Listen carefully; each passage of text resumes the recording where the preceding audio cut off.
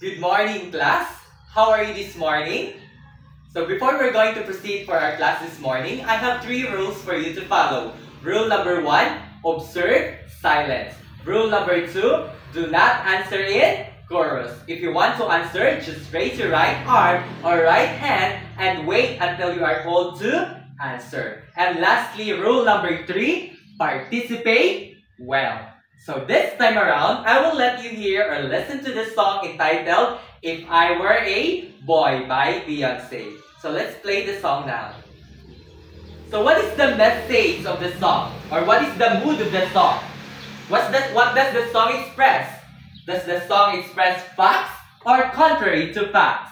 So it expresses contrary to facts. So in connection to the mood or to the message of the song, our topic this morning is all about moods of a verb. And you are all expected to identify the moods of a verb, define the 3 moods of a verb, construct sentences using the 3 moods of a verb. So moods of a verb. There are 3 moods of a verb. What is the first mood of a verb? Who has an idea?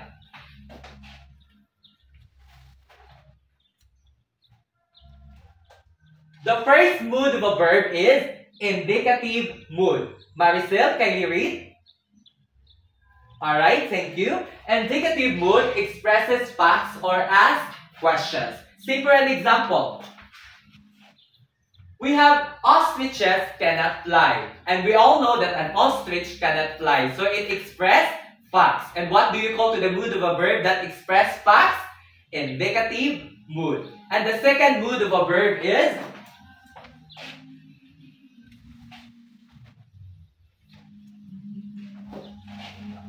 yes, Janish, can you read? Alright, thank you. Imperative mood expresses an instruction, a command, or a request. See for an example. Paint the fence. So, the sentence expresses what?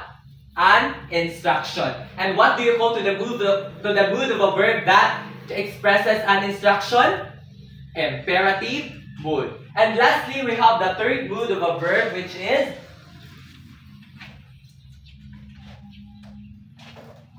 yes, Sonny Jane, can you read? Alright, thank you. Subjunctive mood, it expresses contrary to a fact. It might be a wish, a doubt, a suggestion, or a condition. See for an example. I don't know if she can attend to my birthday party. So, out from that sentence, it expresses what? It expresses a doubt. And what do you call to the mood of a verb that expresses or that expresses a doubt?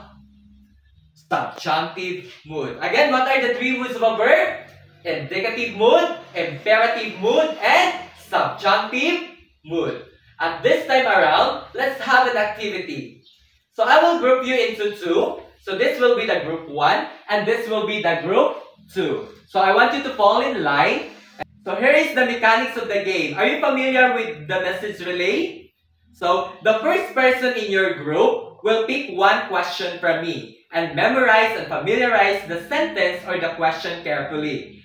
Pass and whisper the question to the next co-group at the back and then up to the last element or the last person.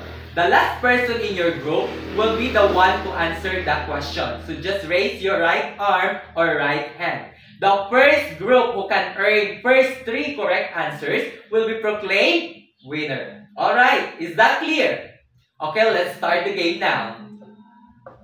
Alright, did you enjoy the game? Very good. Okay, let's have another game. Let's have another activity. I have here a ball. What we are going to do is that I will pass it to somebody. And you are going to pass the ball to the next person while playing the music.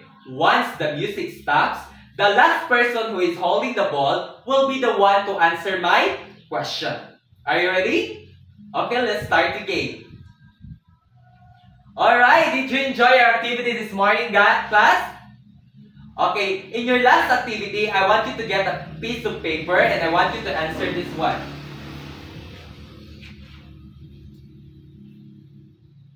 Alright, are you done answering? Okay, I guess that's all for today. See you again tomorrow. Goodbye, everyone.